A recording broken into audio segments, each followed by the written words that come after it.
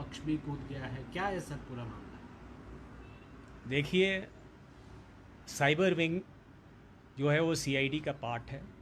वहाँ पे हमने डेटा सेंटर के उद्घाटन के लिए सीएम को एज चीफ गेस्ट आमंत्रित किया था। सीएम आए भी थे, उन्होंने उद्घाटन भी किया, सेशंस भी देखे और हमारे जो प्रपोजल्स थे उन पर पॉजिटिवली एक्ट करने के लिए आश्वासन भी दिया। फिर बढ़िया से जो संपन्न हो गया तो हम ऑफिसर्स बैठ के मेरे चेम्बर में बातें कर रहे थे, चाय पी रहे थे।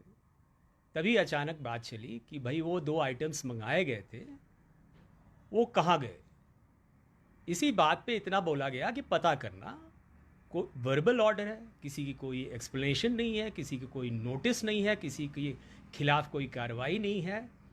बस इतनी सी बात थी। वो पता करने पर वो एक रिपोर्ट आ गई और वो बात मीडिया में लीक हो गई, जो जो अनफॉर्चुनेट है। तो हमारी करबद्ध मीडिया पर्सनल से प्रार्थना है और अन्य लोगों से कि इसको पॉलिटिसाइज ना किया जाए, इसको एस्केलेट ना किया जाए और इसको यहीं समाप्त किया जाए, क्योंकि ये सीआईडी का कंप्लीटली इंटरनल मैटर है और गवर्नमेंट का इससे कोई लेना देना नहीं है। मैं चाहूँगा कि इसको अब यहीं बंद कर दिया जाए। धन्यवाद।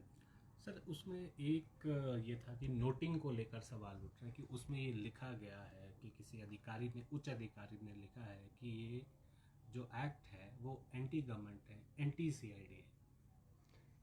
देखिए, जब रिपोर्ट आई तो वो कमेंट लिखे गए होंगे, क्योंकि ये पता करना भी ज़रूरी है कि सीआईडी में सभी एक ही लाइन पे काम कर रहे नहीं।